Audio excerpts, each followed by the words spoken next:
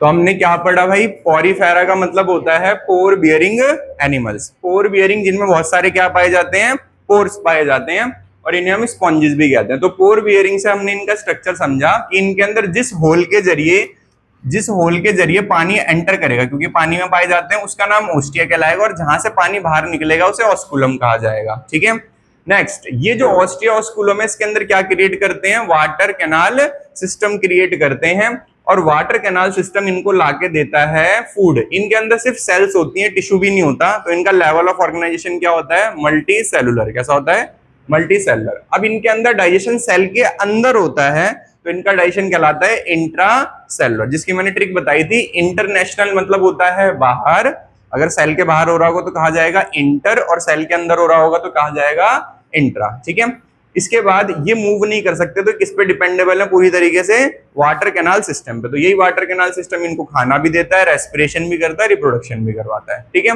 फिर हमने इसको याद रखने के लिए एक ट्रिक बनाई जिसको हम कहते हैं LSGCHDRCR। एल का मतलब लेवल ऑफ ऑर्गेनाइजेशन, एस का मतलब symmetry, germ layer, coelom, habit, habitat, digestive system, respiratory system, circulatory system और रिप्रोडक्शन। अब इनके बारे में लिखना शुरू करेंगे।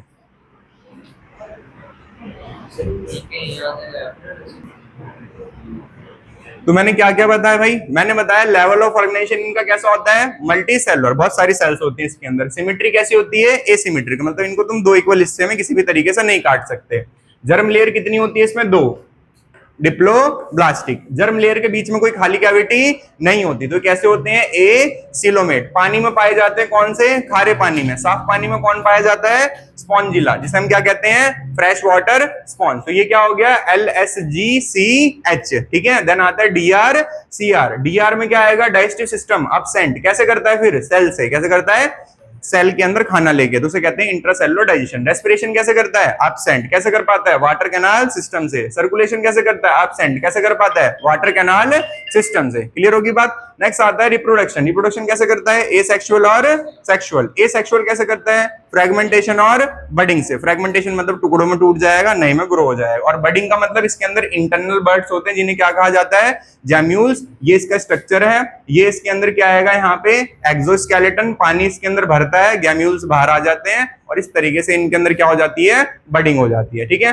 और सेक्सुअली कैसे करता है, ये बाइसेक्सुअल। इसके अंदर मेल और फीमेल ऑर्गन एक ही बॉडी पे होते हैं, और ये क्या करता है, बाइसेक्सुअल रिप्रोडक्शन। अब सवाल ये आता है, मैंने बोला रिप्रोडक्शन में और फर्टिलाइजेशन में क्या डिफरेंस होता है, रिप्रोडक्शन और फर्टिलाइजेशन में क्या डिफरेंस होता है। तो सारे बच्चे बताओ, फर्टिलाइजेशन और रिप्रोडक्शन में क्या डिफरेंस होता है।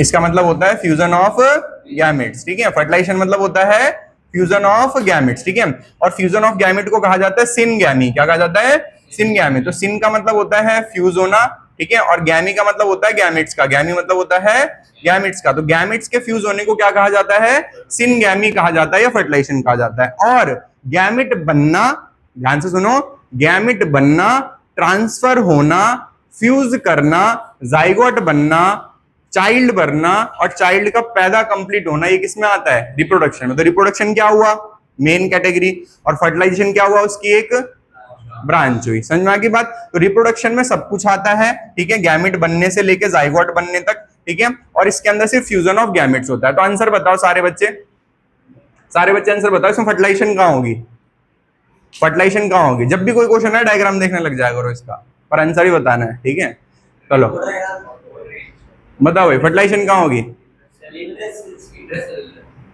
इंट्रासेलुलर नहीं होगी, इंटरनल होगी। कहां होगी, इंटरनल होगी। ठीक है, कहां होगी, बॉडी के अंदर। कहां होगी, बॉडी के अंदर होगी। फर्टिलाइजेशन कहां होगी, बॉडी के अंदर। अब आता है एक वर्ड निखिल, एक वर्ड क्या आता है, डेवलपमेंट। क्या आता है निखिल, डेवलपमेंट। डेवलपमेंट का मतलब होता है बच्चा कैसे डेवलप कर रहा है, बच्चा कैसे डेवलप कर रहा है। तो बताओ निखिल, ह्यूमन में जब बच्चा बनता है तो लार्वा बनता है, ह्यूमन में नहीं बनता ना लार्वा। अच्छा, फिर दोबारा बताते हैं भाई, फ्रॉग में जब बच्चा बनता है तो क्या उसमें लार्वा बनता है, फ्रॉग में। फ्रॉग के लार्वा का नाम बोल लियो पीछे, बताओ भाई क्या होता है अभी का, टेडपोल। क्या होता है, टेडपोल लार्वा होता है। यस और नो, फ्रॉग में लार्वा होता है, लार्वा कहते हैं उसे, कुछ और कहते हैं, एलियन तो नहीं कहते ना, है ना, लार्वा है। ठीक है, मक्खी जो होती है, ठीक है, उसके भी लार्वा होते हैं। तो जिसमें भी लार्वा आएगा, जिसमें भी क्या आएगा, उसकी डेवलपमेंट इनडायरेक्ट होती है। क्या होती है? इनडायरेक्ट होती है। ठीक है, तो जिसके अंदर भी लार्वा आता है उसकी डेवलपमेंट क्या मानी जाती है? इनडायरेक्ट। तो इसको इनडायरेक्ट डेवलपमेंट कहेंगे बिकॉज इसमें क्या प्रेजेंट होती है? Larva stage. क्या प्रेजेंट होती है? Larva stage present. समझ में आ गई बात? बार बार नहीं लिखूंगा ये, और जब नेक्स्ट टॉपिक आएगा तो उसमें सिर्फ डायरेक्ट या इनडायरेक्ट ही लिखूंगा। जिसमें भी इनडायरेक्ट लिखा हुआ उसका मतलब उसमें लार्वा है, और जिसमें डायरेक्ट लिखा हुआ उसमें लार्वा नहीं है। तो बताओ, ह्यूमंस में डायरेक्ट डेवलपमेंट होती है, इनडायरेक्ट डेवलपमेंट होती है? डायरेक्ट डेवलपमेंट होती है। क्या हुआ भाई, तुम लोगों को कुछ पूछना है? चलो तो एक बार दोबारा सारी चीजें रिवाइज करा देता हूं। तो मैंने बताया सबसे पहले इनके अंदर एक्सोनी एंडोस्केलेटन होता है, जिसे हम क्या कहते हैं? स्पिक्यूल्स कहते हैं। इनका यूनिक फीचर दो होते हैं। कितने होते हैं? दो। पहला होता है इनके अंदर वाटर ट्रांसपोर्ट सिस्टम, जिसमें ऑस्टिया के जरिए पानी जाता है, ऑस्कुलम से बाहर जाता है। जो इसकी कैविटी होती है, इस कैविटी का नाम क्या होता है? स्पॉन्जोसील। क्या नाम होता है? Spongocoel cavity. इस स्पॉन्जोसील कैविटी के अंदर, इस स्पॉन्जोसील कैविटी के अंदर सेल्स होती हैं जिनका नाम क्या होता है? Polar cells. क्या नाम होता है? Polar cells. तो पहले इसकी बात करते हैं। Water transport system, water enter through ostia into central cavity where it goes out by osculum. तो पानी यहां से एंटर करता है, यहां से बाहर चला जाता है। किस किस चीज में फायदा करता है ये? फूड गैदरिंग में, रेस्पिरेशन में, एक्सक्रीशन में, रिप्रोडक्शन में भी मदद करता है। This spongocoel cavity contain digestive cells, जिसका नाम क्या होता है? पोलर सेल्स, जो हेल्प करती है इंट्रासेलुलर डाइजेशन, मतलब सेल के अंदर डाइजेशन होता है। क्लासिफिकेशन किस बेसिस पे है? एंडोस्केलेटन के कितने हैं? 3, कैलकेरिया, हेक्साएक्टिनिडा एंड डीमोस्पॉन्जे। जो कैलकेरिया होता है उसका एग्जांपल होता है सिकॉन या स्काइफा।